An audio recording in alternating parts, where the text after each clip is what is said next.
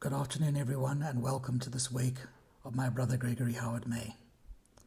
As you all know, on Thursday last week, my brother was murdered. This is a wake. It's our tradition in our Scottish family to celebrate a person's life rather than to conduct a memorial. And so this afternoon, we are joined by more than 40 friends of Greg's who have linked up using Zoom to be able to share their experiences and memories of his life. The way the program is structured is that we will go through Greg's life, starting with memories of him as a child, all the way through to his time in Smithfield. Ironically, Greg and I discussed what might happen if one of us died during the period of COVID. And he was quite clear. He did not simply want to be remembered as an older man living in Smithfield alone, but wanted all the wonderful memories of his life with all the friends that he had and with his beautiful wife, Lynn, who sadly passed on more than 11 years ago. So we'll talk about Greg the child, Greg when he was a hippie, the time when he ran a business, his generosity as a person supporting the arts, and finally his time in Smithfield. So as we begin, I will first invite my cousin Laura, who has memories of Greg from far back, to introduce Greg the man. Thank you. My words to describe Cousin Greg are intelligent, peace-loving, kind, caring, generous, laid-back, and free-spirited. He gave his best and made the best of life, his homes being a true reflection of his personality. So interesting, and each room told a story. My dad and Greg's mom were brother and sister. Our families were very close and we enjoyed many Sunday lunches together. Every inch of Greg's room was filled with model aeroplanes that he had made. They were hanging from the ceiling, the curtains, and every space available. My brother and I were only allowed to look in from the door in case we broke one. I would like to share two of many memories, and Greg loved reminiscing with me about the time our families went on a boat trip on the SA Vaal from Durban to Port Elizabeth in 1969. I was sweet 16 and Greg a wee bit older. During dinner, Greg whispered to me, "When the Bullies and Lati brothers go to sleep, I've got a jaw organized. We are going to the Stewart's party." We had a lekker time dancing, having fun, and at midnight we sneaked back to our cabins and our folks were waiting. They'd been hunting all over for us together with the ship's captain. Oh boy, was Greg in big trouble and banned from being out of sight for the rest of the trip. But then things changed and he had to be out of sight, and this was my dad's favourite. Greg was a hippie and him and his dad used to catch the same train to work. Dad was very conservative and Greg had long hair, torn jeans, no shoes. His dad used to hide from him and sneak into a different carriage for fear of people seeing them together. Greg was also forbidden to talk to him on the platform whilst waiting for the train. I'm going to miss our calls and Facebook nightly music, but back in the arms of your precious wife Lynn, your folks, and my dad who loved you dearly. Rest in peace, cousin. You will be missed. I first met Greg, we always called him Gregory, in June or July of 1961 when I transferred from another school to North Dean. So that would have been halfway through Standard 2 for us. Memories of that time, there are many, most lost in the midst of time and old age, but a few bits and pieces come to mind without any conscious effort. I remember Gregory having an asthma attack at school one day, and myself, along with a couple of kids from a class, Derek Grobler and Joel Bosch, being sent to walk with him and make sure that he got home safely. His recovery was remarkably quick. I remember a huge crop of grapefruit on a tree in the maize yard in Cottam Road, North Dean.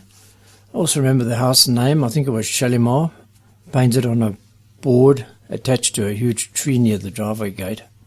I drove past there a few weeks ago and of course the tree is gone.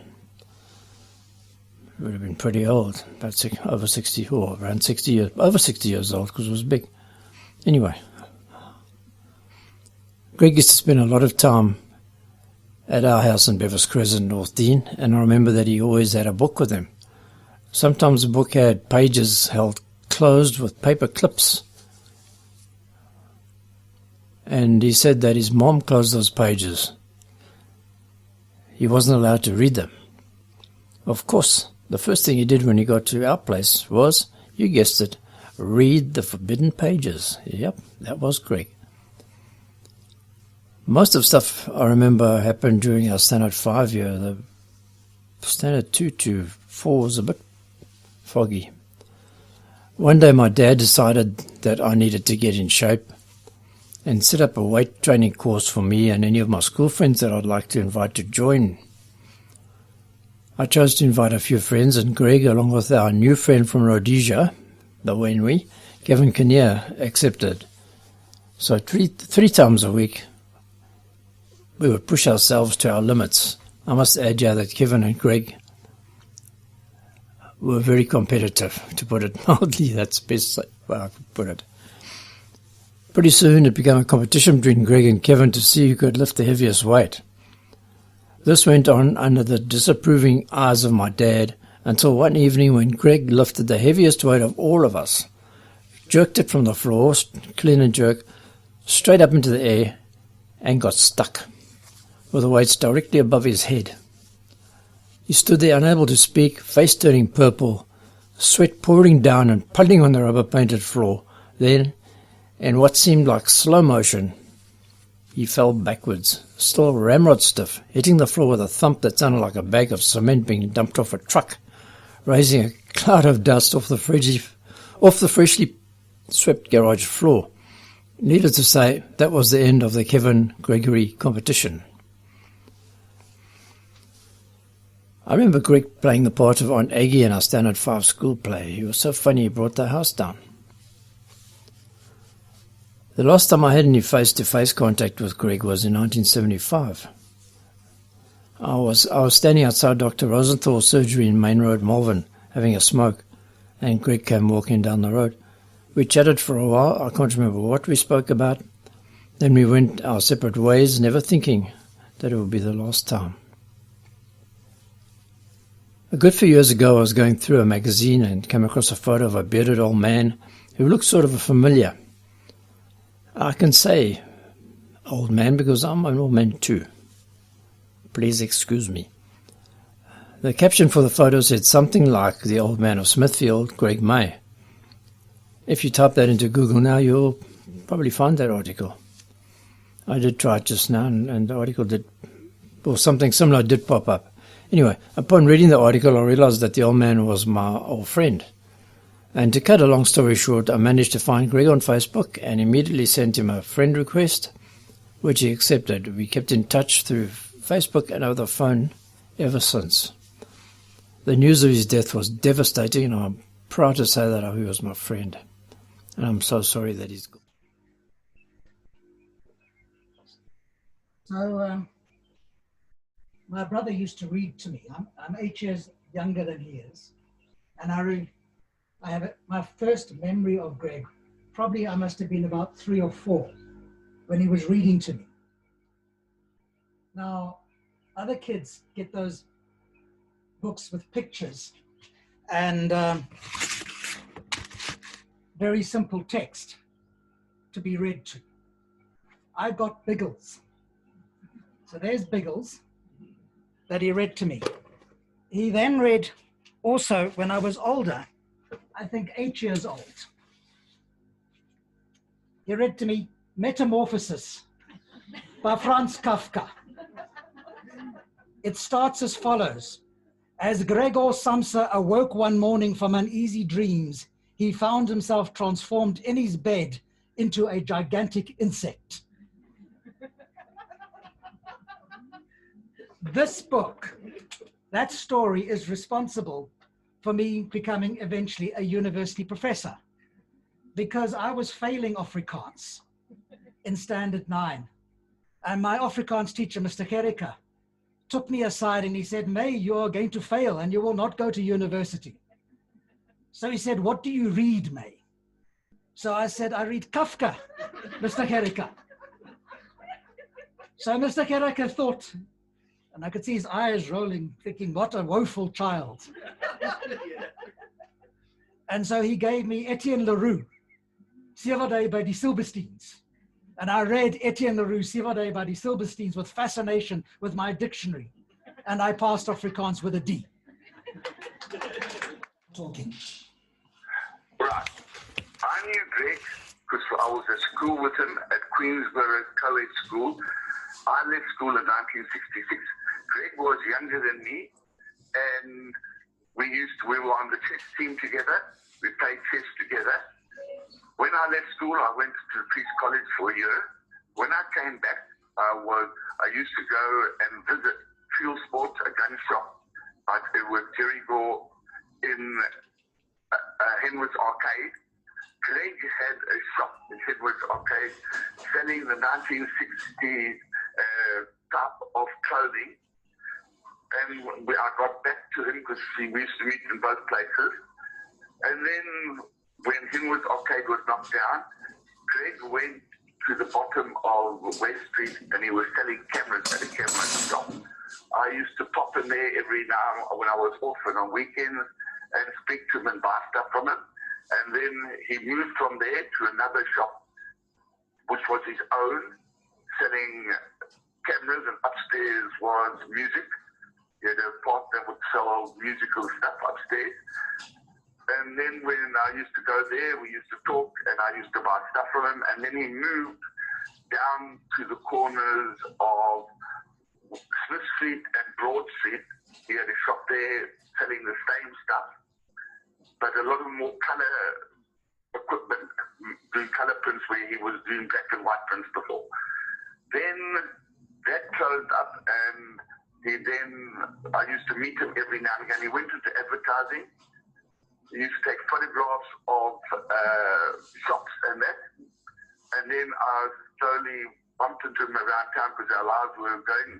Then I bumped into him again when he met his future wife, when he got engaged to her. I used to visit him in North Dean because he stayed opposite his mother's place. And I used to go there before he married her, and I used to see a crocodile. He had a small crocodile. Someone gave him a small crocodile, which he had in a bath outside. And then he got married. And then I didn't see him, our lives drifted apart. And then I used to bump into him in town every now and again, running around and doing his thing. Then only after I left the police in 2003, I started to work at Ike's bookstore. And I used to bump into Greg there and downstairs eating with his wife. And then I found his wife had cancer. And then she passed on. And Greg then moved up to Smithfield. And he used to contact us at Ike's. And then only I found out that Julian, who was his younger brother, they were connected. I didn't know that Julian existed. And then he used to phone up, send emails for books and that. And we knew it very well. And then he moved up to Smithfield. And that's the last I've heard of him until today. So yes, my brother did have a crocodile. And you heard earlier my cousin's comments about the relationship between my brother and my father. It was very good, other than that particular period. But I do think it was noteworthy that the crocodile was called Claude, my father's name. Okay, we're now going into the next set, which is Strange Days. Hi, I'm here. This is Barry Mankey's this side. A little bit better, but as loud as you can. Please go ahead. Right. Okay, yeah, well, I met Greg, I think late 67, before I went to army. And when I came back, we sort of became better friends in 68. And yeah, he started me on my little hippie trail, which I spent quite a while on.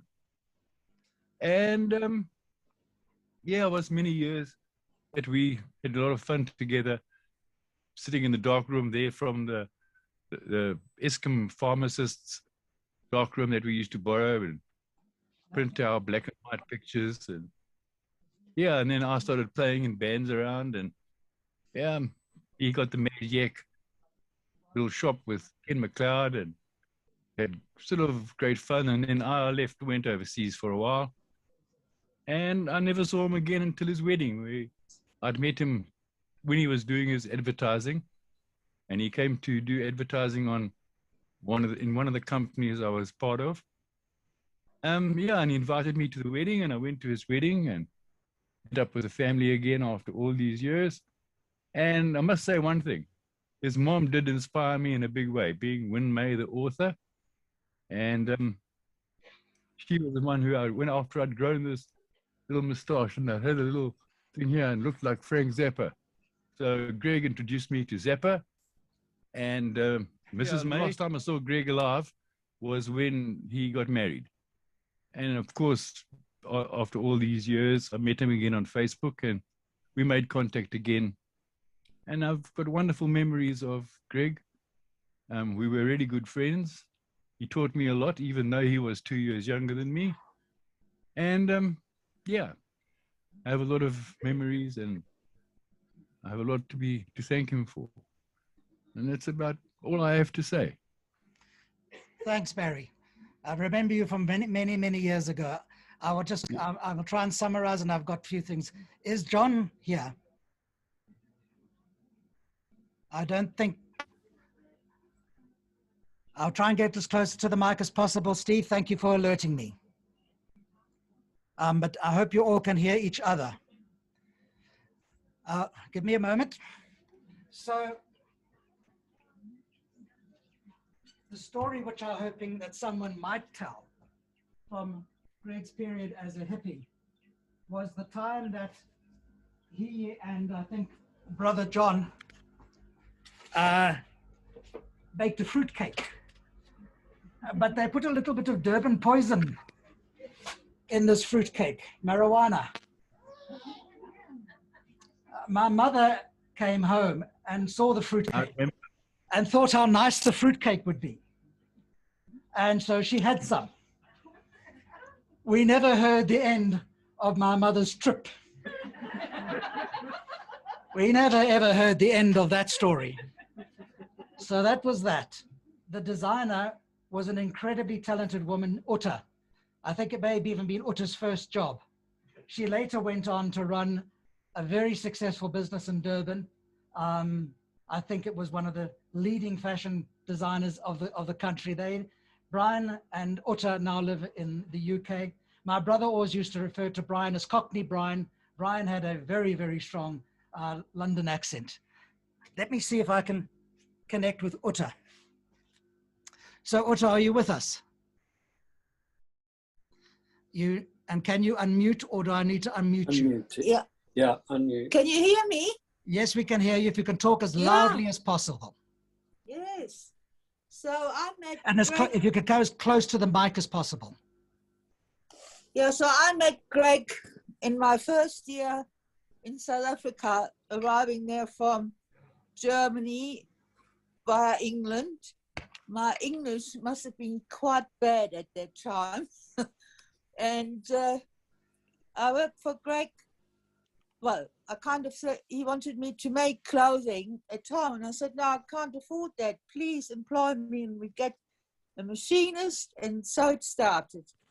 And I worked for him, I don't even know how many years now, I guess 2. You worked for him about 2 years? Yeah, 2 or 3 years, until he got called up to the army, which was really sad. And we all loved it. Honestly, we had a great time. So it was called up to the army and then Carry on, Uta. Everyone loved him. All the machinists, which were mainly Indian then. And he had his room in that hippie house right next to the workshop. And then we knew when he woke up, because the music started, and he used to stagger through the workshop and make himself a cup of tea. And yeah, so sadly he got called up to the army, and I stopped working for the guy that took it over. And then when afterwards I started my own shop, and it's then when he came back from the army, he visited me and Marilyn in that shop, and we became friendly, because before he was my boss, and I must say we were the best of friends for years and years and years. We went to the Acapulco restaurant, I can't say how many times, unbelievable. And we had great times together. After she stopped working for him, now talking about the times that they used to go to restaurants. I think in Smithfield as well, many restaurants have benefited from my brother's love of food and a good restaurant. And in Durban, he went to many. So Uta was talking about those. Yes. So, yeah. So anyway, we have now been living in England already for 23 years. So obviously we haven't seen Greg in that time at all. And we visited him. And I was amazed at his setup in Smithfield. And I actually bought, he virtually gave it to me. I'll show you this African material from his gallery. I don't know if you can see it. And I made curtains, I trimmed curtains with it. That's what I do now. Anyway, I really got fun. Brian and I, we both got very fond memories. And we are absolutely shocked and devastated by this. And yeah, anyway, I say goodbye and hello to all my friends in South Africa and elsewhere. And keep in touch. And keep in touch. I shall finish now, Julian. I hope you heard me. So we'll go to my best friend, who also was with Greg for many years, knew Greg for many years. And Simon was our best man at our wedding, visited here before. We had actually planned to meet this weekend with Greg to play loud music, get drunk and talk shit. We can do some of that, but not with Greg. Not with Greg. Simon, please, your input. If you can be as close to the mic as possible, but you have a big voice. I have a big voice. Good afternoon, everybody. Greetings. My name is Simon, as Julian said. We met at first year, University of Natal, and we became firm friends. And I will speak into the microphone. Right. And obviously, being Julian's friends, I had to meet Greg because they lived opposite each other. And Julian spent a lot of time with Greg. And it was truly wonderful. I mean, I was 19 years old, 20 years old. I was still a virgin. You couldn't get pictures of naked women in those days. And Greg was a photographer. And he had books and books full of pictures of naked women. It was wonderful. So we used to have these amazing parties. So we'd get drunk and it was such a lively and bouncy time. We came out of a really bad period of music called disco in the 70s, and then punk came along, and I embraced punk, and I used to bounce up and down. But Greg was more the next wave. It's called new wave, and they were more naturally dressed, and the music was slightly calmer. And it was wonderful because he was buying all these records. He was really into music. And so all the stuff that I wanted to listen to, and Julian was there as well, we'd listen to this music. And Greg was buying all these records. We couldn't wait for him to get home so we could listen to his records. And he had these amazing speakers and this amazing sound system. And it was truly wonderful for a young person who didn't have any money at varsity to be hanging out with him, and he just accepted us. You know, I was his brother's mate, and he just welcomed me into his house, and occasionally I house sat for him. I never had to look after the crocodiles. And you know, the great thing was that because he was now grown up, his mother wasn't stapling the pages of those books together. Okay, so I could get to those pictures. It was wonderful. We had an amazingly good time. And yeah, we have remained friends. Julie and I have remained friends. I lost contact with Greg, but we were talking and saw him on Facebook.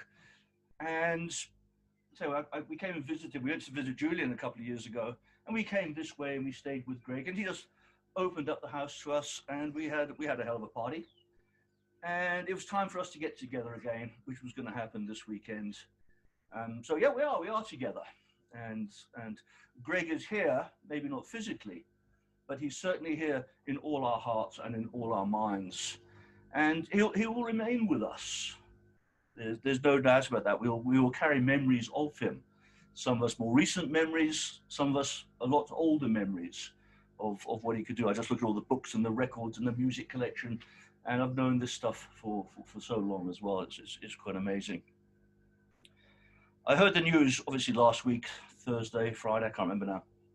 And I was going through some of my books. I was sorting things out, and I came across here's yet another poem to bore you all.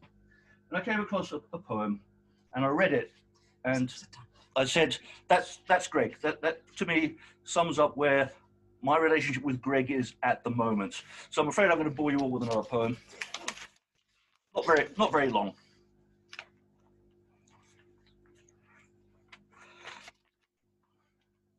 I thank you, God, for this amazing day, for the leaping greenly spirits of the trees, and a blue, true dream of sky, and for everything which is natural, which is infinite, which is yes. I who have died am alive again today, and this is the sun's birthday. This is the birthday of life and of love and wings, and of the gay great happening, illimitably earth. Now the ears of my ears are awake, and now the eyes of my eyes are opened, and the legs of my legs are dancing. I used to dance and bop with Greg, and that's how I remember those early days of him. And these latter days, with his pictures on Facebook, the green trees and the blue skies that he was posting, that is where Greg was for me. I used to enjoy those pictures of his that he posted on Facebook. These are the memories of Greg that I treasure. Thank you. Thank you. Thank you.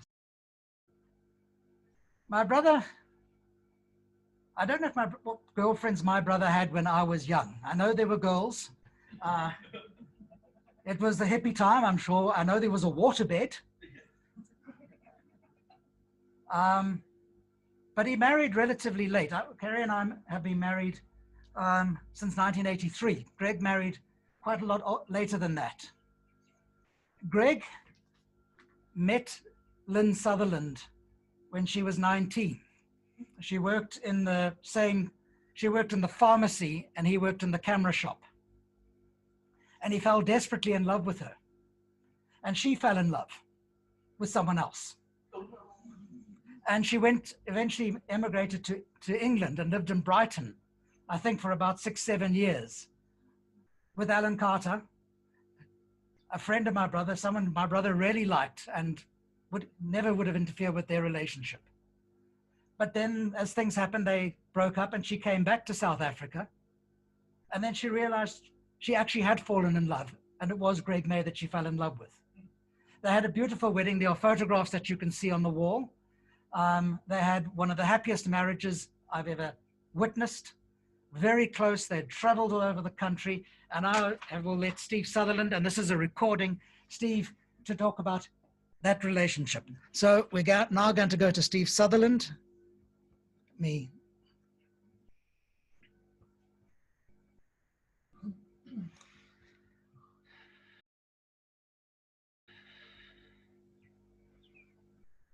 To describe Lynn and Greg in a few minutes is an impossible task and a monumental challenge.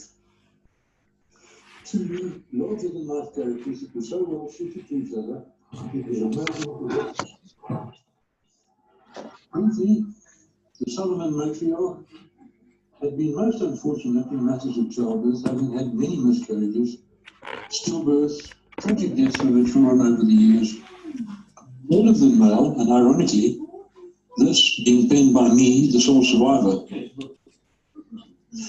When, in September 1958, Mom went into labour, the presumption was another boy. Well, the female it was, and Dad broke all records by redecorating the nursery in a shady pink, more befitting the feminine side, all of this between hospital visiting. Along came little Diane, a huge-eyed, gurgling and noisy bundle of joy, a theme that she carried on into her adult life. Everyone whose life she touched in whatever way was absorbed in her magical world and could not be distanced. That included Gregory Howard, the name she used when he was admonished.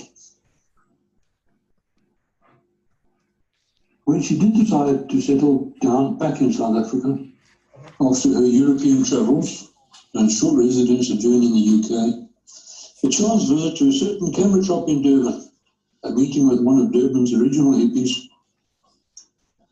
And as they say, the rest is history. To see young Greg tying a knot at track in Mount Iris more than 30 years ago, proudly watched over by our protective father, standing typically in his ramrod strut, beaming from ear to ear, regrettably unable to communicate because of his strut, but not mistaking his pride and acceptance of Greg as a son. You, Julian, as his best man, was so proud of his put. Professor, a financial advisor to the government, and somebody could not stop talking about. On to Greg. Well, what can you say about this colossus? Warm, loving, compassionate, and willing to help anyone who needed it, and had fallen on tough times, and of course generous to a team. From Design Corporation on the embankment, through various metamorphoses to ultimately fresh paint, was testimony to his ability and versatility to think outside the box. His eye for a perfect photograph, his passion for orchids in the botanical gardens, his command in the kitchen, serving up his own gastronomic delights, such as gazpacho, finished with creamier as light as picked fresh from outside the kitchen door, often balanced with a superb alcoholic beverage or beverages complementing his creation. His support for Lynn, with her crafting passions, whether it be pottery, with kilns installed in the garage or down the studio in Cotham Road, so powerful that there appeared almost a voltage drop in the suburb, lights dimming with the power drain when they were fired up. Her candle making, scrapbooking, all the creative things she loved, supported by Greg, indulging her with building alterations at 48. The Cleopatra-like bathroom, her or their kitchen, her crafting corner on the veranda, goes on and on. The contrary expectations that women enjoy shopping, well, that stopped with Lynn. She hated it, but would willingly drive Greg around, waiting patiently until he returned, often loaded up with some additions to his vinyl collection, eventually to replace with them their newfangled CDs. As a music aficionado, he had no equal. I would never cease to be amazed at his knowledge, exact track location on the record, where the record was located, 7th record, 4th record along and 3rd one down, lovingly placed on the turntable and played through his sophisticated hi-fi. He hated that term. Why, his magnaplanar speakers, masquerading as doors. After some tremendous sustenance, copious imbibing, came the urge to mobilize to a dancing position and gyrate to some dreamy or alternatively raucous music, often with crank up the volume boot instruction being issued. Don't worry about the neighbours, they're used to it. This was often followed by igniting some rolled up leaf, preferably Cuban of origin, while partaking of some Rui Kbiga, the water of life. Both were so alike in caring for their fellow humans, featuring strongly in their psyche. The same sentiment was to all animals, but especially Shogi and Cleo.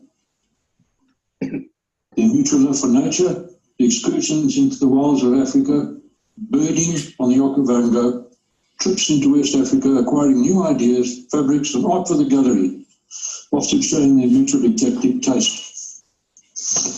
The culinary side, often involving us in journeys of gastronomic pleasure, frequenting many eateries and places of libation that will long remain indelibly etched in our minds. Marco, El Cabana, El Turco, Gilbert at Le Truquet, Cousin Ken at Yang, the various kegs, last wine and vice beer at Beer Fossil. The sunrise standing in some wet and misty field in Shambweni, buying fresh, organic ingredients to whip off home to prepare, but not before the obligatory bacon roll. The list of memories is enough to fill volumes, and far too extensive to cover here. With Lynn's untimely and premature passing, a huge void was left in all our lives, but specifically in Greg's life, and he decided to continue with fulfilling their mutual dream of creating a hospitality establishment in Smithfield. Sadly, Lynn never got the chance to realise this dream. Physically, although I believe was present in spirit, his spirit, Greg's, would not be dampened by a toxic spider bite on his toe, ultimately with his diabetes, resulting in him being confined to a wheelchair. Despite that, he was resolute in spreading his love about. The Liquor Barn complex was the result, a place where guests, diners, visitors alike became friends. Befriended by the jovial, kind-hearted, literate, philosophy-loving raconteur one could ever wish to meet. All the creative folks, from artists, aspirant restaurateurs, photographers, and musicians were all made welcome, and most returned again and again to be met with the same shaggy-haired, bearded gusto that he was famous for. Musos that made their marks with Craig included Doc, Stefan, Radio Rats, Shotgun Tory, amongst others, were close to his heart. There are many people whose lives he touched and who touched his life, many of whom I cannot remember, especially being so remote, 6,000 miles away. Please forgive me for omitting your name. A special mention to Tori. Thank you for the poignant song that you wrote for Greg. The words and sentiments are so accurate and describes him exactly. He spoke incredibly highly of you, and you occupied an incredibly special place in his heart. Every time I hear that soulful music, listen to the lyrics, I'm transported back to being with him. Tearful and gut-wrenchingly heartbroken at this tragic loss to humanity. Finally, to you, Julian, and ably supported by Kerry, thank you for all that you've done to facilitate this event. A difficult thing to have done, I am sure, under the circumstances. I often wonder that had you not decided to overnight in Grafenet, you both may have been compromised that you can turn into your journey. I send you our fondest greetings, family love, and shall be eternally grateful for your invaluable assistance. I raise my glass of amber nectar and toast you, my brother. Happy in the knowledge that you are now reunited with your beloved Lynn, though selfishly would prefer you both to still be remaining on this mortal coil. Godspeed, Greg.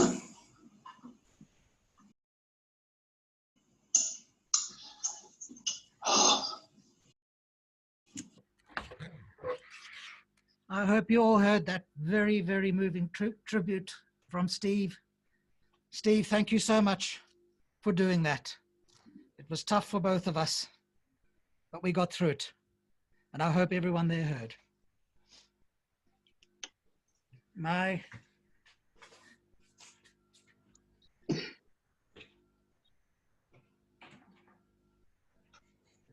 you sit there, then they will hear you, I think.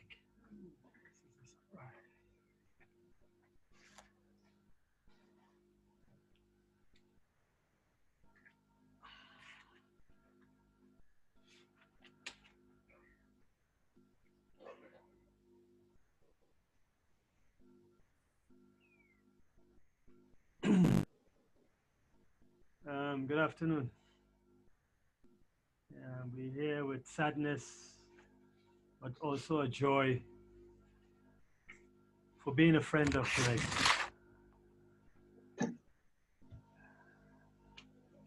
The journey to Smithfield.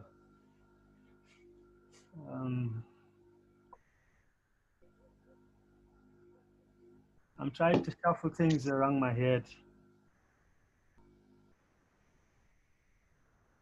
to look at the bright side. But it's very difficult. We all know. And when I spoke to Greg on Thursday, he told me that Julian would be here. I told him there's no excuse, but I would get one to be here this week to meet with Julian and Greg. So I think he also invited all of us.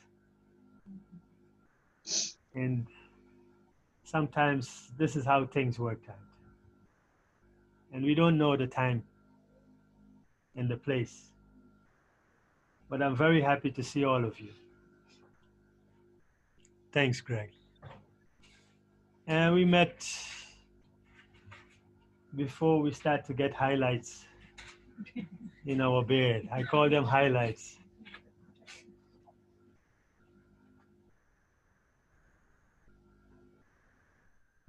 He saw an article of my work in a magazine,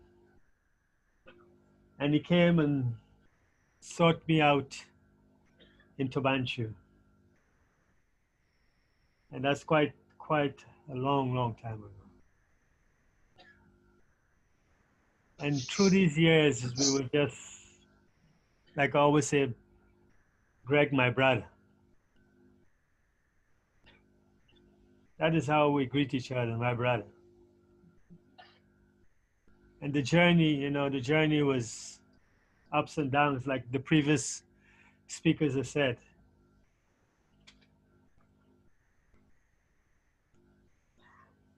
Meeting Greg and seeing Greg and Lynn at the exhibition in Durban, that was the last thing we spoke about on Thursday, because I was looking for a particular set of wires to hang the artworks. And I phoned Greg, and that is what we spoke about when we first had our first exhibition in Durban. And we moved and we came to Smithfield, and I think I was still in Harry Smith looking for Greg's place when this gallery was supposed to open. It's a bit of a mix-up, but it's a long story, but it ended well. I did finally arrive. Doesn't matter what time it is. Greg was here, friends, and we enjoyed that moment. And Smithfield was part of my route moving around the Free State, so I'm always on the friendly highway and coming, either passing through or somewhere else or passing back this way. But whenever it came about, I was here. Whatever time I'm passing, it was okay to be here. And we had many of drinks at the table. We ate a lot, and we discussed many of things. But we didn't discuss today. We just enjoy the good moments. So since we have never discussed this day, I think in my heart, I would like us to all remember the good days, all those pleasant days that we hold so much in our hearts with Greg. So it's a long afternoon, and I'm not going to dwell much.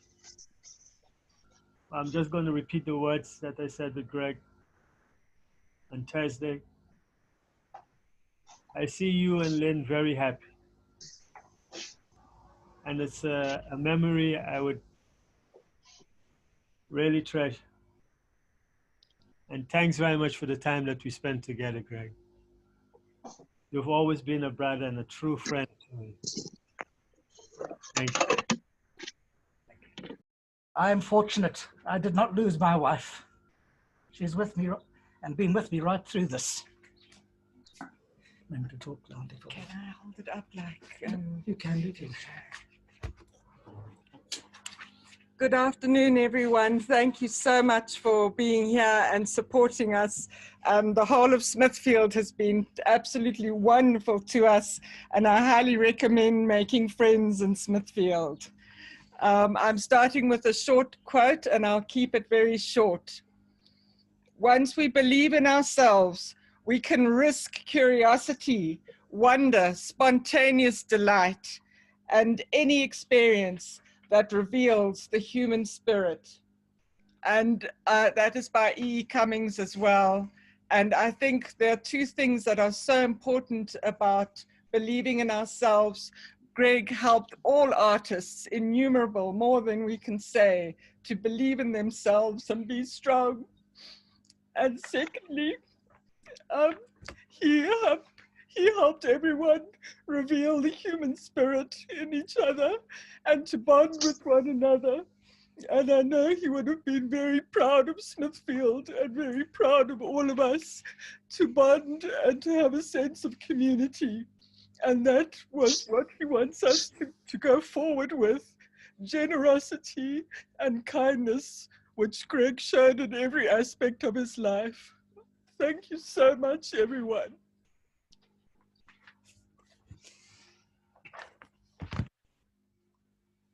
Yes.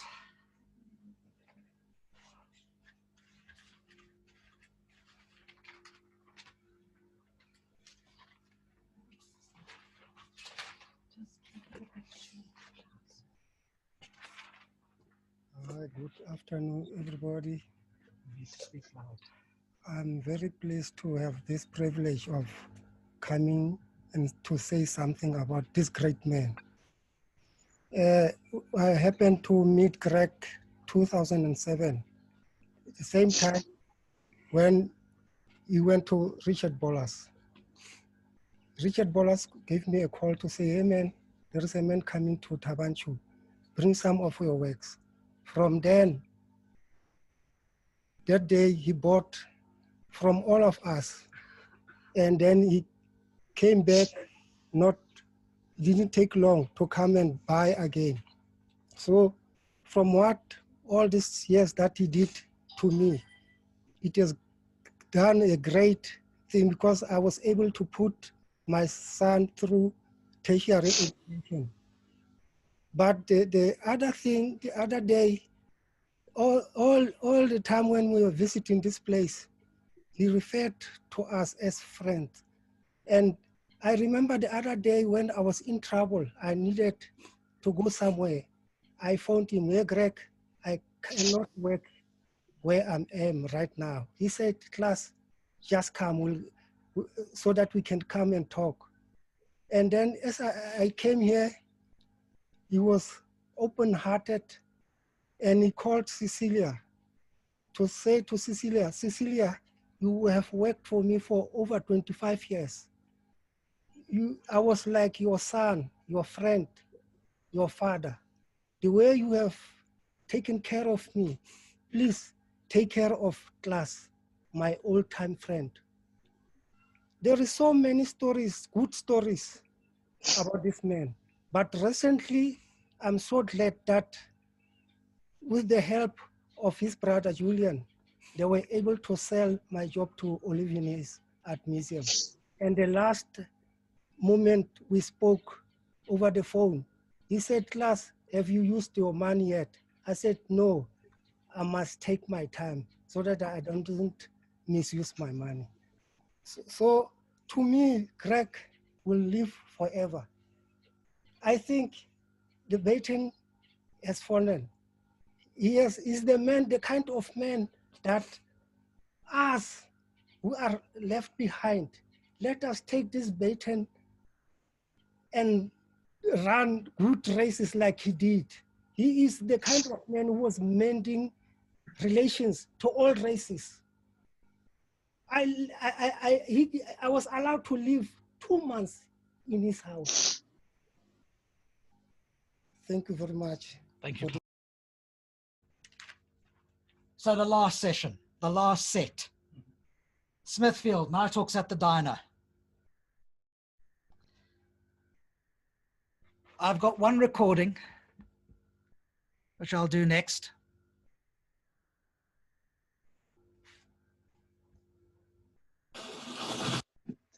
Greg did so much for art in the Free State.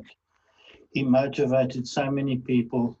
He bought art, he sold art, he had exhibitions. It was fantastic what Greg did for art in the Free State. He also developed a love and compassion for the Free State. I noticed this on Facebook when, for about the last 2 years, I noticed lots of Free State landscapes, blue gums and typical Free State farms and farmhouses and that sort of thing. I'm so pleased that he was happy towards the end in the Free State.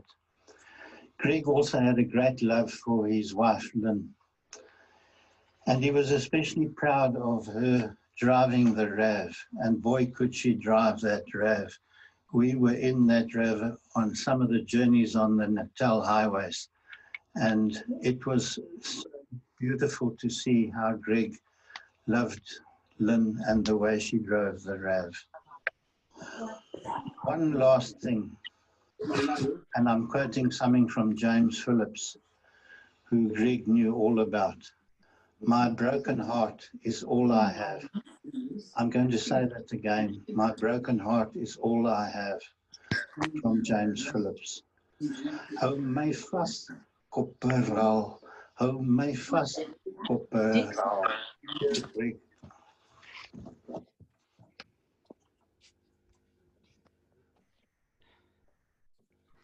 I hope everyone is still with us and still part of the group. So now it's your turn.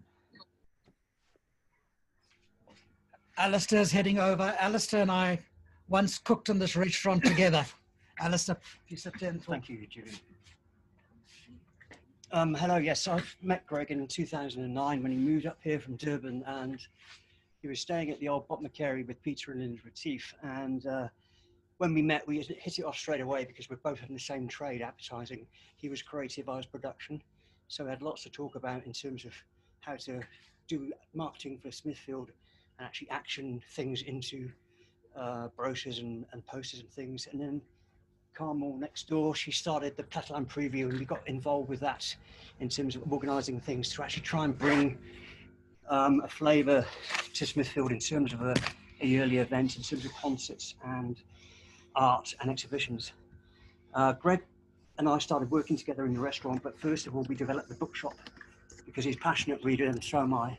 So I started coming down from Joburg with carloads of books, and we set up the bookshop, and we were here for about at least 3.5 years. And the first 2 years went very well. Then obviously with the economy, it went downhill. And then the restaurant started to suffer, but we had some very good years, especially at Christmas and New Year. We pumped 6 weeks, but non-stop.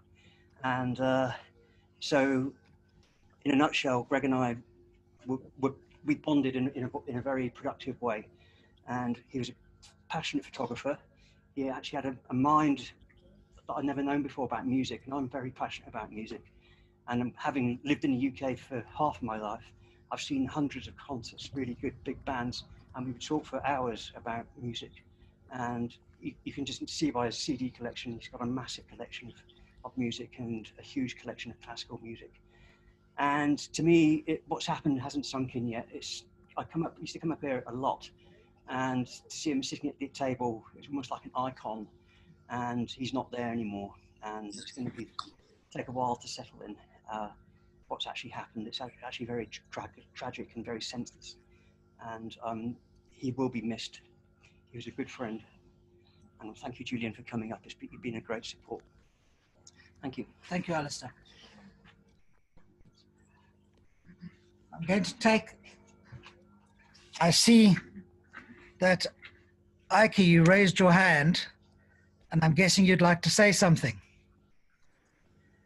Julian, if I may, I would. Please. Thank you. You know, it's very difficult to convey emotions through cyberspace, except to say that I've been in a state of sadness since finding out about what happened to Greg. Simon and I spoke during the week, and you know, he can sort of attest to that. It's been a long time since I saw Greg, since Greg and I saw each other, but due to his great presence on social media, coupled with a couple of calls every year, we kept in touch. But there was a time when Greg was almost an ever-present in my life. And you know, Julian, you mentioned me as a business partner, so perhaps that's where I pick it up from. And that was a little over 30 years ago, when you and I were on the cusp of either keeping an idea in the state it was in, an idea that generated a little bit of extra monthly income for us, or to turn it into a fully fledged venture. And I'm ever grateful to Greg, who generously opened up his own advertising business. He offered us space in his agency that he was running at the time, and that really enabled us to go formal. I'm not sure we would have gone formal had that not been what happened at the time. But even more so than just that, because the company we started was a great company. It ran for 20 years and made its own imprint on many, many people. But for me personally, it was a game changer because it kind of set me on a different career path. It wasn't quite that business career path, but it was a career path that's been good to me for about 30 years. One that's enabled me to work in probably over 50 countries during the last 30 years or so, and to live in many parts of the world. But however, it wasn't that free rent space that Greg gave us that I really value. It was those valuable lessons on how to run your own enterprise. You know, I remember in the evenings, and it was the first time I said to Greg, "Why do you go around flushing all the toilets at the end of the night?" And he said, "If you own a business, that's exactly what you do. You open the windows in the morning and you shut them at night." No, that was a lesson in its own right, as well as general management lessons, client and personal relations. You know, but it wasn't all just work. There were many evenings that we spent drinking copious amounts of whiskey and wine in itself, which in itself was a great joy. You know, a lot of tales were told, a lot of jokes were made, but also a lot of lessons were being learned. There were little things that maybe at the time I didn't realize them, but they were being learned. And in today's world, we would call it a mentorship, but in some way that was a mentorship for me. It was a mentorship that has allowed me the privilege of giving onto numerous others in the years that have followed. So Greg, wherever on earth you are, I owe you more than what you ever thought you had given me. I drink to you and to yourself, Julian and Carrie-Anne. Thank you. One other joke, he used to say to Gavin, "Don't you get too close to my mom and Tendai because you guys are going to elope and leave me all alone." And we used to laugh together as friends. And also thanks to Sandile and Daniel, we worked together as a team. I used to call him Mr. 100%. And on the week that he was 69, I greeted him in the morning saying, "Good morning, Mr. 69. And then he said to me, "I'm a dialer now." I will forever love you, Greg. I will forever miss you, Greg. Fly high, my angel. I know your wings are covering us. Lastly, don't forget Pooza time. My old man Pooza with Mom and Tendai. May the Lord God grant you eternal peace till we meet. Fly high, my angel.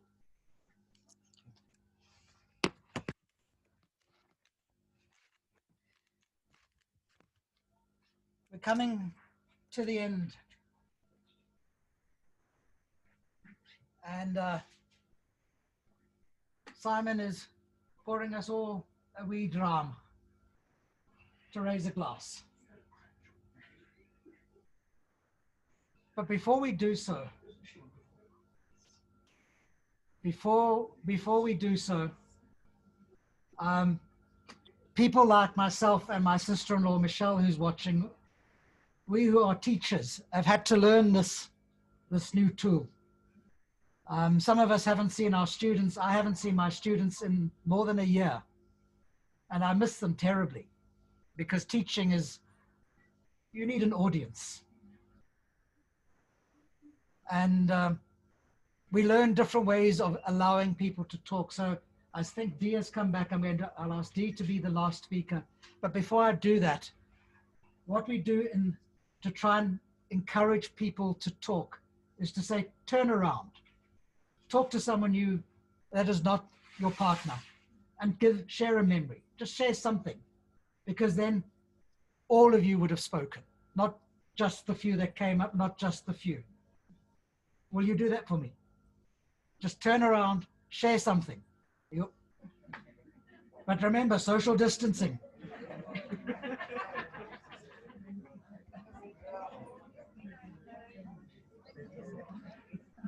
Thank you so much to you all that have joined, all 32 of you. It's the musician of the Radio Rats, Jonathan.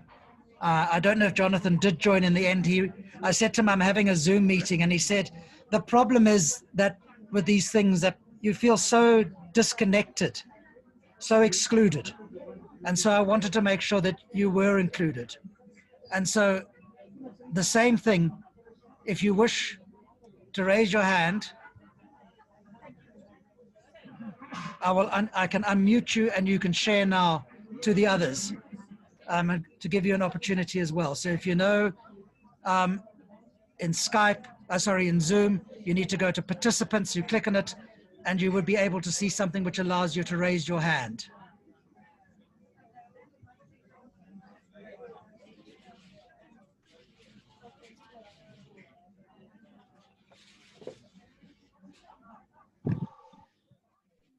I'm not seeing anyone.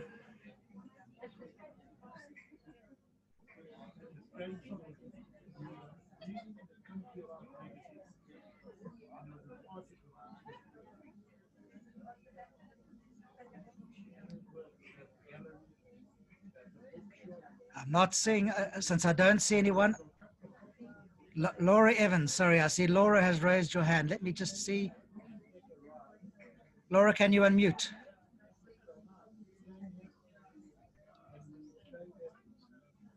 Mute. You're unmuted. Hi, Julian. Duncan. So good to see you, Duncan. We haven't seen each other for years. I know, man. I've thought of you often, but we're so far away from each other. Yes. Please, Duncan. Thanks. It was so nice. You did such a good job. Thank you very much. And you look so much like your father. It's remarkable. Thank you. Cheers. And there's Alan. Hi, Alan. Julian. Hi.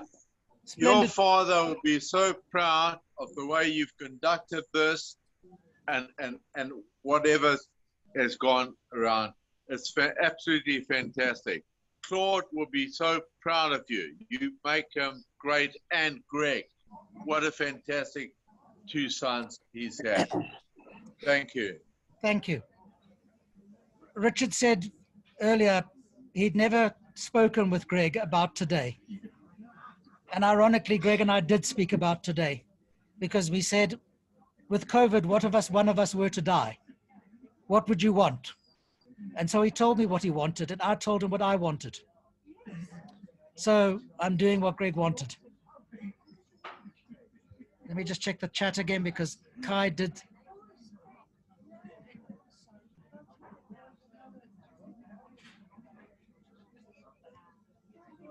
So trying to see if I. Okay, thank you. Can they start to serve? Are we drum? We're at. Okay. Okay, or Wayne, you unmuted. Do you want to say something? No, muted. Wayne, I think you are unmuted. You should be able to talk. Can you hear me? Yes, we can. Yeah, I made a very late entry into Greg's life, literally when I connected with Julian. Julian and I were teenagers together at school, and we were both interested in photography, and Julian was lucky to have this older brother named Greg, who had a camera. And I was very jealous of that fact, because I didn't have access to it. And I think for me, reconnecting with Greg, all these, 40 something plus years later over Facebook, his quirkiness and his humor hadn't changed. He was perhaps even more so. And it was really nice connecting with him again. I mean, I'd only connected with him when Julian and I were teenagers through a common passion of photography. And I think for me, I still remember the day after school with Greg that I think launched me into the world of photography. He had an impact.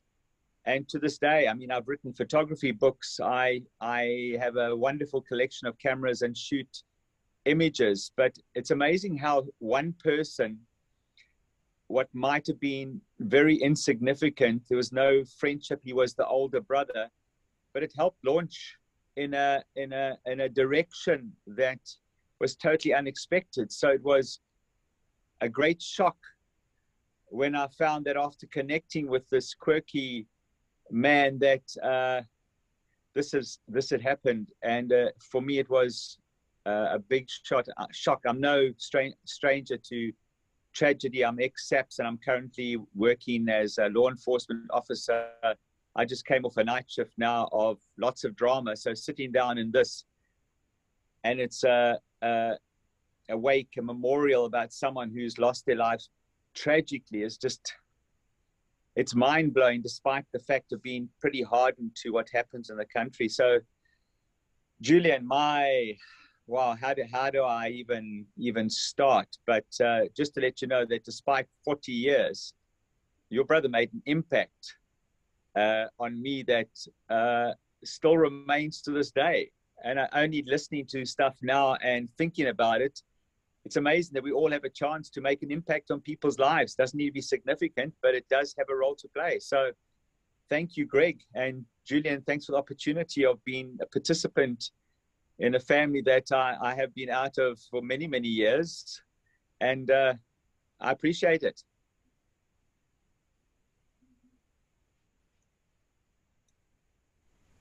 Thank you, Wayne. Colleagues, I'm going to separate the two meetings today. I've unmuted Jutta, and let me just see. My great friendship with Greg. About a month later, I thought, let's go on another bike ride.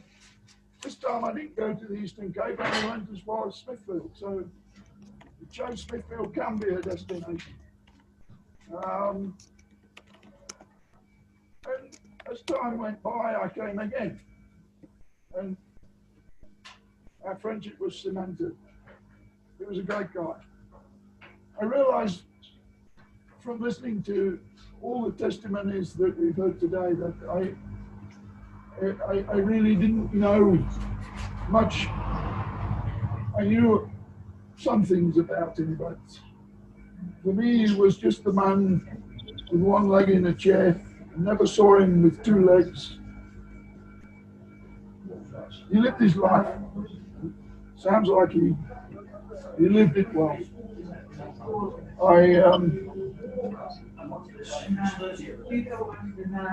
I'm happy that I met the man. I used to see him basically every day. If we weren't having a drink before supper, then I would pop in during the day anyway and see if he was all right. His health wasn't good, as we know. And, when the COVID hit us, I thought, Greg's got to almost be wrapped in cotton wool to protect him, but he seemed to get stronger. And he seemed to get happier in life.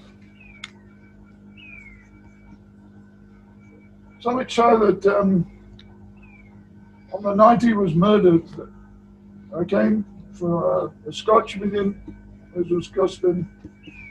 He was upbeat and happy.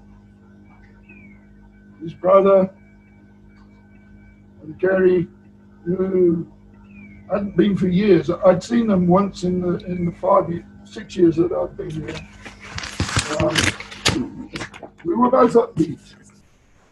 I was going to. Oh, shall I hold it? Sorry, you go.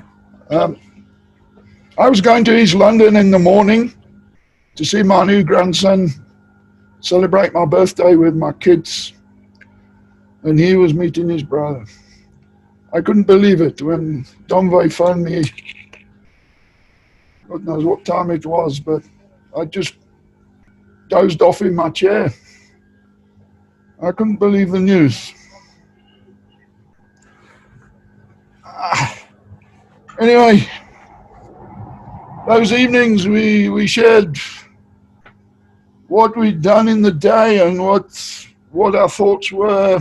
And I really enjoyed that contact with him. Sometimes it was a little stormy in that we would shout at each other, and I'd go off in a huff, and eventually I learned that it was best to take my own glass to visit him, so that I didn't have to leave my whiskey behind in his glass, so I could take it.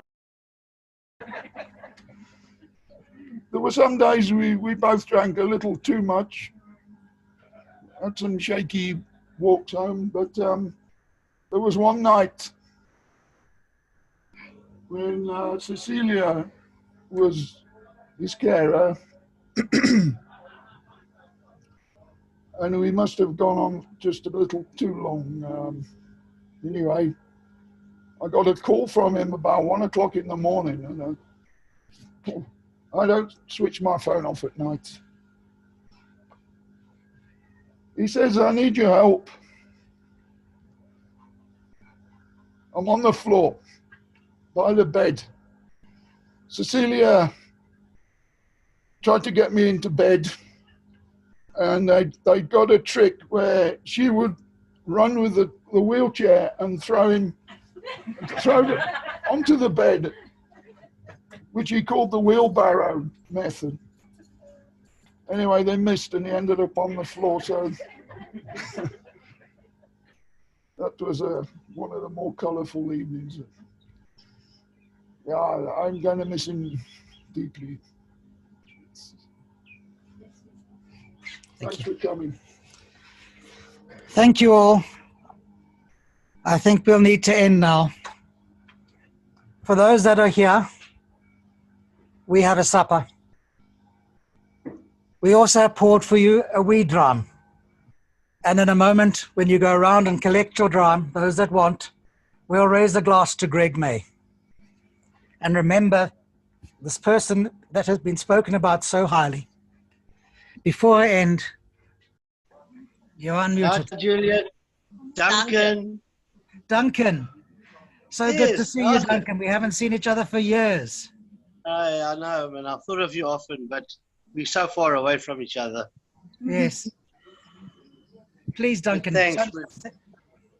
It was so nice. You did such a good job. Thank you very much. And you look so much like your father. It's remarkable. Thank you.